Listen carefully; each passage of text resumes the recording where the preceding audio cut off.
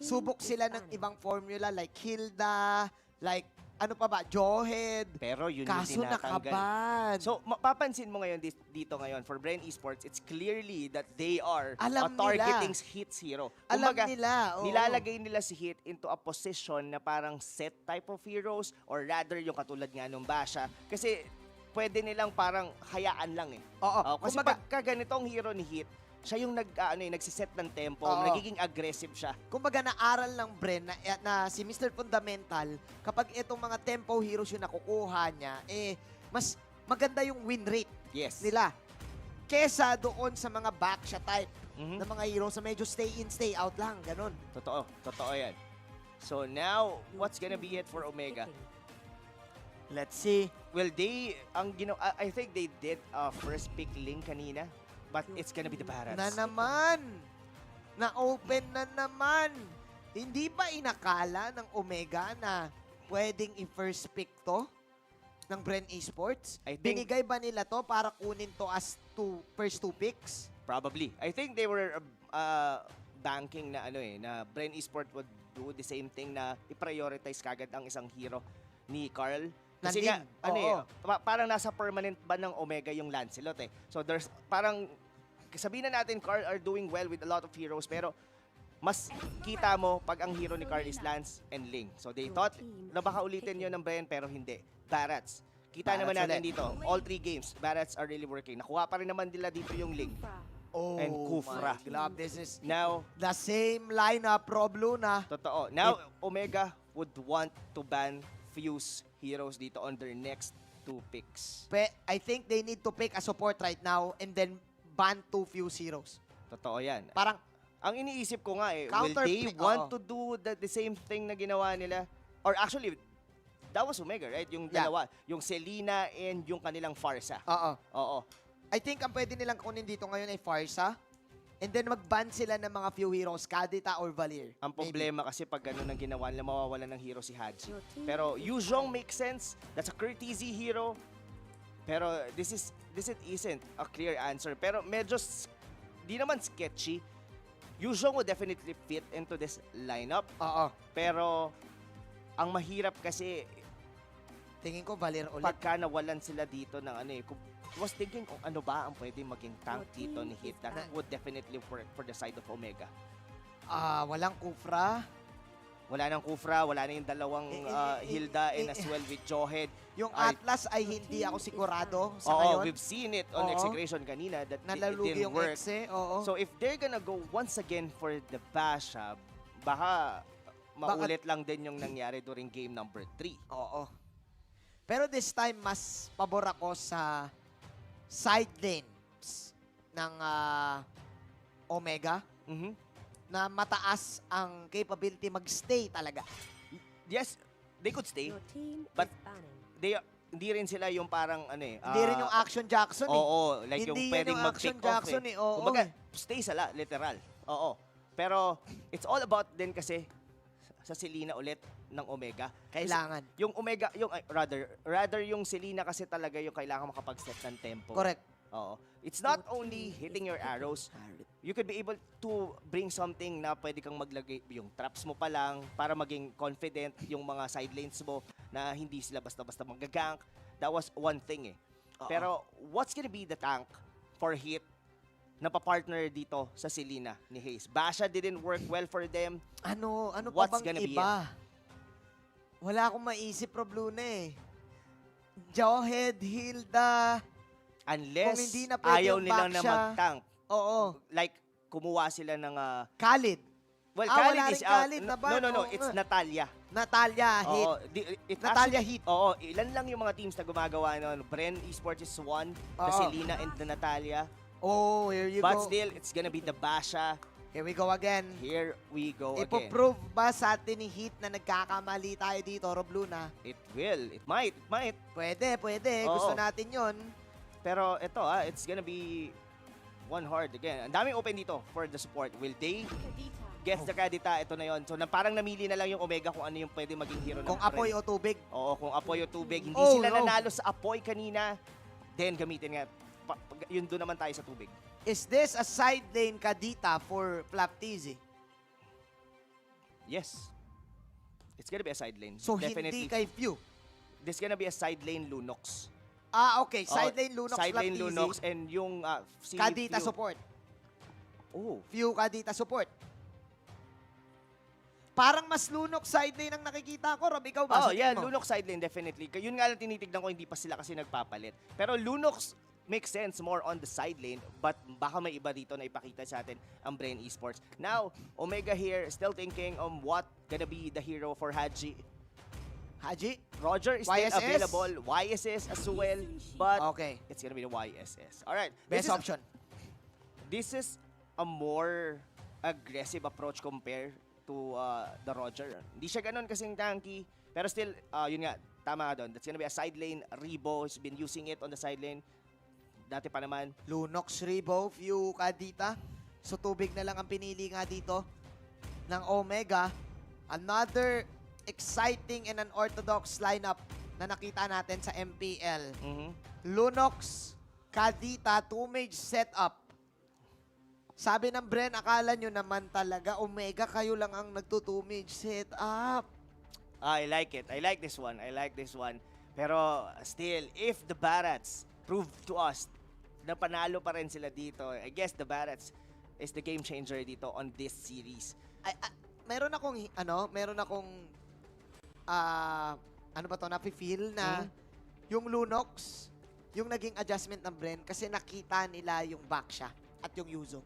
Yes, probably. Pero I guess the Lunox would go against the Esmeralda. Kasi, Esme din no? oo. Kasi kung kahit sabag-sabay mag-level 4 yan, Lunox would definitely outscale sa early game ang isang Esmeralda. Yeah, tama ka, Rob Luna. And of course, yung kakasabi mo lang, yung Barats na naman. Is it all about the Barats? Para dito, sa Bren Esports, effective yung hero na yan sa last 2 games na nakita natin. Ngayon, parehas na naman ba ang storya? Yon ang malaking tanong. It's all about haste, making the plays para dito sa Omega. If they cannot be able to get something on the early game, Bren Esports dito, they have a more confident lineup. Yung kunat nila dito, definitely going into mid-game, medyo mahirap for the side of Omega. At tignan mo yung abilities ni Toshi dito on getting that early level 2 against Flap Easy. Will immediately spot out and will hide dito sa bush na nasa taas. Ang Kukuha ganda, no? kaya siya dito, Rob? Ito yung yung the Omega specialty eh. Oo nga yung bigay silver platter ng mga buffs dito kay Haji eh. Oo nga Nakakuha si Haji dito ng ng buffs. Pero actually sumubok si Toshi mag-try mag-steal ng buff dito para kay na Carl TZ. Now, looking at the preparations, Kadita Petrified. Ilang beses natin ito nakita. Gaano ba kalakas to, Rob Luna? Easy setup. It's gonna be an easy setup. Right after the oddity, mas lalo mo mako-connect yung Breath of the Ocean mo. Oo. Basic lang. At ngayon, lastly, Polado. Here comes Omega coming in with the first blood. Pero may onting pagbawi. Si Carl TZ doon kay Yuzong. But they need this. They need this one. Ganito kailangan talaga ang gawin ng Omega dito. Kailangan sila ang mag-set ng tempo for the side of Bren Esports or else mas mahihirapan sila going into the mid game. Ang ganda na naman ng pana. Ay, nako. Sabi mo kasi kanina, Rob, kailangan ni Hayes gumalaw Oo. Sabi ni Hayes, eto na, Boss Rob Pero syempre, gumalaw din dito si Carl TZ. Wow. The missile expert won't connect. Flicker in. Plus the so-called teamwork. Procking. And getting Hayes. Flap TZ now falling low. Sabay sticker pa nga. Oh. Well, I was surprised na nabuhay pa nga doon si Hayes going too deep onto the jungle dito ng Bren Esports. But look at Losty dito. Ito yung difference in between the two tanks. But the arrow will connect once again. Napakaganda pana para kay Hayes dito. And unti-unti, no? This is quite a different Selena that we've been seeing compared to what we've seen on game number 1. I think it's much better kasi at least you have a Yishun Shin na from afar, pwede mag-flood-floods. At pwede Tapos rin Mountain Shocker to provide damage. Oo. So I guess mas nagiging dominant dito yung galaw ng Omega on the early game. They could potentially take this first turtle dito against Bren Esports. Pwedeng-pwede yan. as Omega is just giving space to Toshi and kay GZ. Turtle is the next target of the game. Magkakaroon ba tayo ng big team fight dyan, Rob Luna? Posible. That turtle might actually set something in on both teams. Ngayon nakikita na natin the Barats is actually leaving its lane and doing what it intended to be. Yung sumabay sa team fight. Na, no? Oo. Ito yung maganda sa kanya, tapos si Ribo na yung magpa-farm. That's a, Magiging no? pseudo core. Yung ganun yung switch, ang ganda no? Yeah, oo, interesting. At yeah, walang nangyaring laban sa Turtle, pero joke lang, ito na pala yun, dinilaan at kinagat. Nilagay sa pader, pero tignan natin kung may mangyaring laban dito dahil Black Dragon form, atakin ngayon si Mpl-Ph, habang si Q ay pulado na ngayon. Binasa lahat ng mga damo. Sabi dito ni Few at si Mpl-Ph, hinuli na rin ang traps dito. Carl Daisy naman lumilipad-lipad lang sa bandang gilid habang si GZ ay nagpa-farm sa bandang gitna. Isa lang ang nawala, si Ribo lang. Si Ribo lang, but I guess Bren would take it. Still, I was actually looking forward kung paano yung magiging pasok doon sa may backlanes doon ng Bren Esports as they were very deep in their position. Pero ang maganda dito for Omega, to be honest, is that nakakapag-farm si Haji. Si Haji, the Oo. KDA machine, ay nandito na at nakikita natin. At hindi maganda rin yung setup ni Few that time. Totoo. On the rough waves. To the point na buo na ni Toshi yung kanyang enchanted talisman. What is now happening to Bren Esports? No? Napilitan din kasi mag-rough waves doon si Few kasi Okay. binantayan na siya kagad ni Toshi. Yep. So, again, look like Omega be the one to setting the tempo. Mukhang hindi nga yata malabo yung hinahanap mo na bandi ka. Parang tuto eh. Mukhang tuto nga Kasi talaga. hindi talaga ba, knowing Omega, pag laging may download yan pag talo ng unang game eh. Exactly. Ito yung same formula nila kanina. Pero hindi pa natin nakikita Oo. dito ay yung full team fight potential ng Bren Esports But Ayan Ribo, na nga. on the other hand, Ayan na nga. dying twice here on the Lunox. At sinasabi na dito ni Kuya Hit na Kuya Rob Luna, Kuya Manjit, minamaliit nyo naman yung backshock ko eh. Hindi rin Hindi no? naman eh. Oo. Oo eh. Saka hindi rin masyadong na-maximize dito yung I guess, the Ludox. Kasi Oo. parang it's very rare that we've seen him ult. Parang napakadalang, parang nakastay lang talaga siya doon sa baba, just using the Starlight Pulse, nakikipagsabayan siya doon sa Yuzhong. Oo. And still, Yuzhong is getting items, and as well with Toshi on the top lane. Parehas, halos mga walang kill. This is a very low team kill game. This is just Oo. 2 and 4. Pero yung rotation nila dito sa mapa, Omega. Lamang eh. Oo. Sila ang nagdidikta ng tempo and nag-step up talaga si Hayes dito on the arrows. Tinamaan ngayon si Pew. Sabi ni Hayes, ako din. Hindi lang ikaw ang pang-championship na si Leyna. Yes. Wala lang yung hero na yan nung nag-champion ako. Sabi ni Hayes. Ano din no? Talagang ramdam mo whenever Selena is getting good games, talagang kumbaga nararamdaman ng buong Oo. team nyo Yeah. Kasi not only that, YSS dito for Haji, yes, he's not getting any kills, pero yung continuous mountain shocker niya is giving. Yan, katulad niyan, wala naman sila mapapatay, just use it every after nung kanyang pagka-cooldown just to see, just to have the vision on the map. At hindi nakakagalaw ang Brendon. Kasi kitang-kita sila lagi. At ngayon yung Barats, nahihirapan na din, hindi siya ganun kakunat. Oo, this is not the usual Barat that we've seen on the previous 3 games. Oo. So ngayon, nasa kamay ba ni Carl Tizzy ang bola? Kung ikaw ang Bren, wala pa siyang kills. At kumukuha siya dito ngayon ng mga side lane pushes. That, if and only if, he could be able to get into Haji on the backlanes. Probably, after the traceless, pwede niya mapasok sa may bandang likod. Pero it's still gonna be tricky for the side dito ng Bren Esports. Now, they are like, this is already almost 4,000 lead for Omega. Hindi ganun kadali, Rob Luna, no? Tignan natin. Ribo, iniikutan siya ni Heat ngayon. Mountain Shocker coming in. Makakalasit si Carl TZ dito ng purple. May stun nagmumula kay Toshi on the ultimate. Pero nagtsanian lang yung dalawang teams natin as Omega will back off. Ito talaga yung maganda sa Omega yung Oo. fundamental place Saka Di basta-basta ang susugod both of the teams are not really willing to commit into something na hindi sila ganon kasigurado. Look at that. I mean, in terms of once na may mapatay na isa, they know just they have to back out. Alam nila kasi dito both yung winning conditions nila, even Losty, not just trying to do Tyrant Rage na sobrang malalim. Toshi might actually die here. May Detonas welcome pa ba dito? Si Flapteasy. At ayun na nga, Toshi, goodbye. Pero nandito sina Heat and Haze. That's a good pick-up for Bren. Oo, pero may bawi. Na late. Oo. Meanwhile, they were chasing Toshi. Kinukuha na ng Omega yung turtle that time. Oo. Let's see. Because Bren Esports being patient right now, alam nila na Omega ang lamang sa tempo. So sabi nila, teka kalma, pero pwede naman tayong pumitas at pwede naman tayong mag-farm. Hindi naman tayo nagmamadali. Yes. Yon ang sinasabi ngayon ng Bren.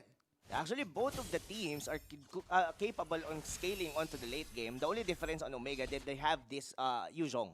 Oo. Oo, which is wherein na pwedeng i-absorb yung mga damage. Pwede niyang mamain or tankin dito yung dalawang mages coming from Bren Esports. Pwede siyang mag-dragon-dragon na lang kung saan-saan tapos mag-sustain talaga ng todo.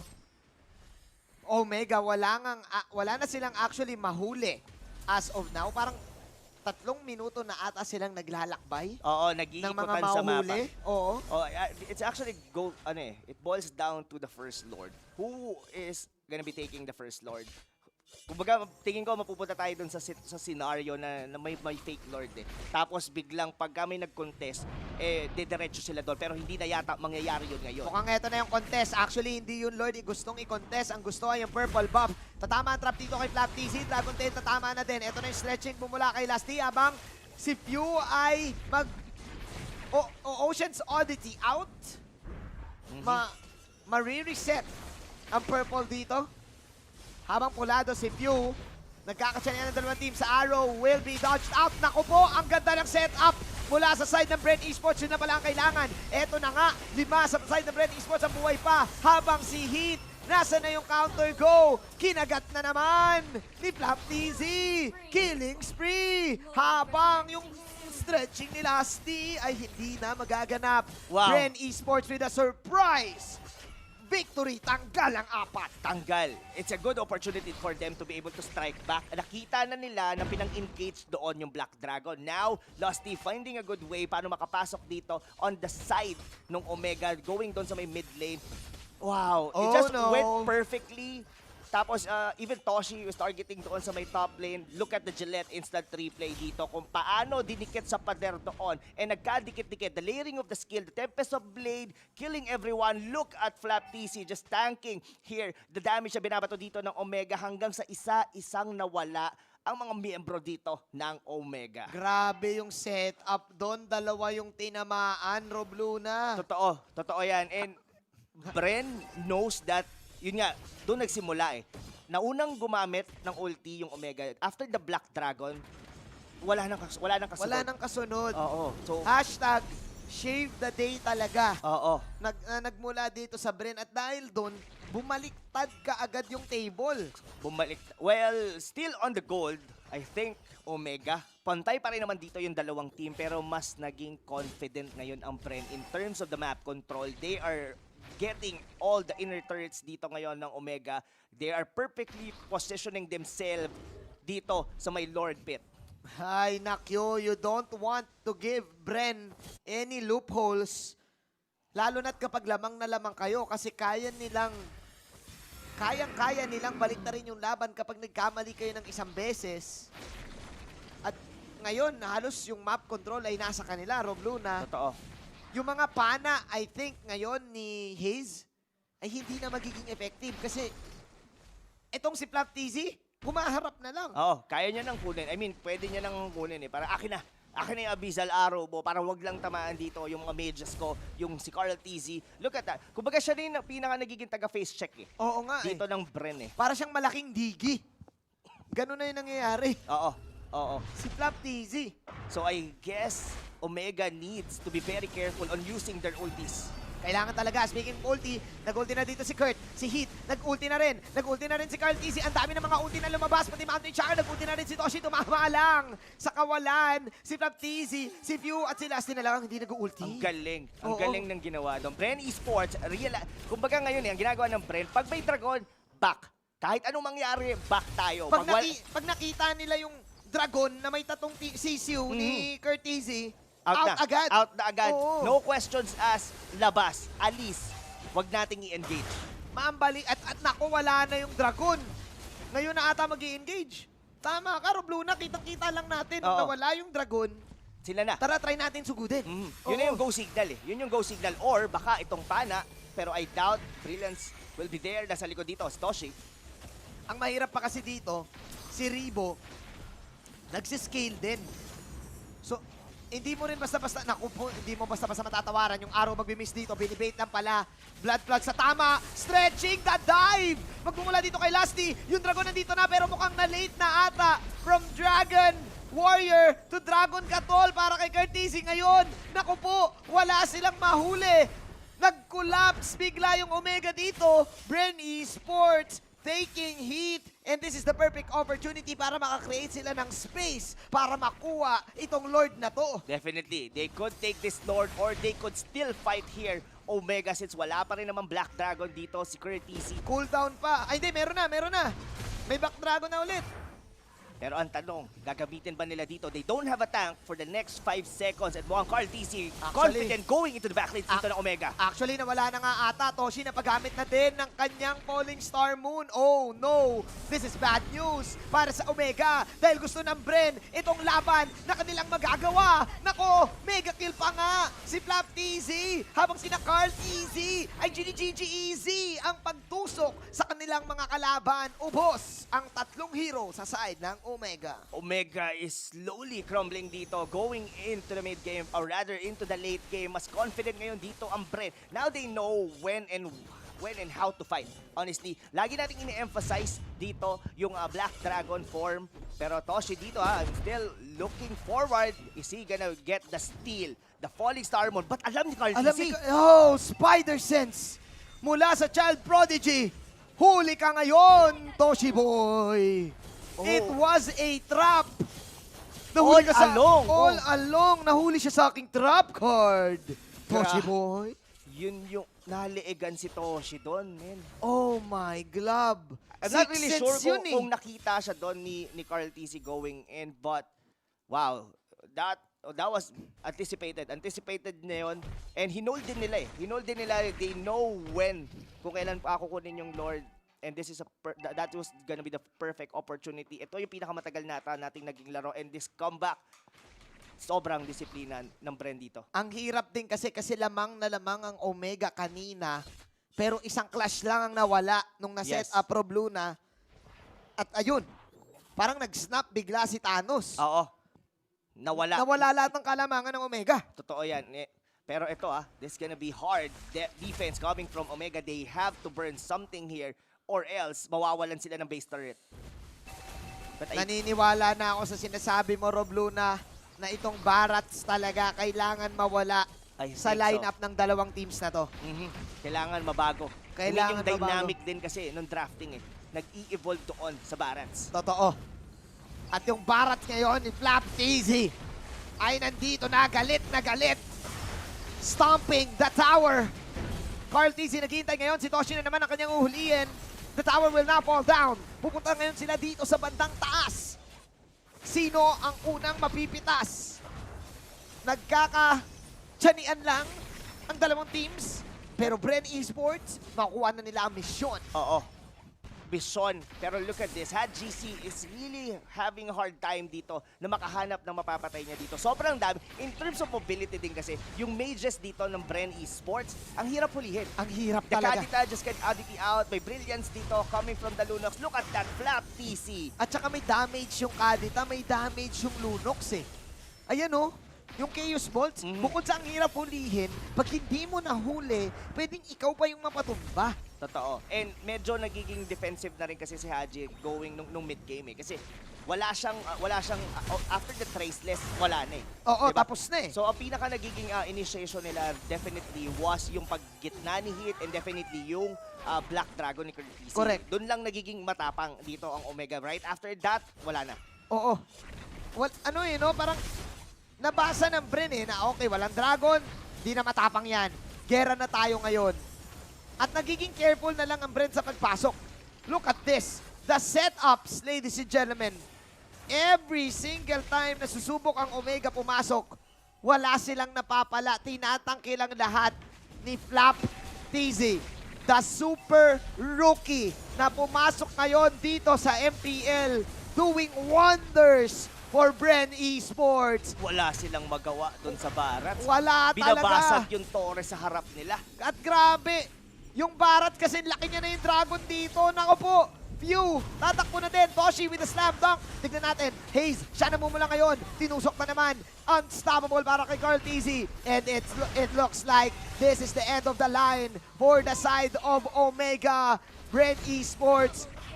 This is going to be one win away match point para sa Bren. Ilista mo na nga ba, sabi ni Doc Ribo, dahil naisusulat na 3-1 ang score. Bren Esports, one win away para sa championship. Wow, that was a very stellar performance coming from Bren Esports.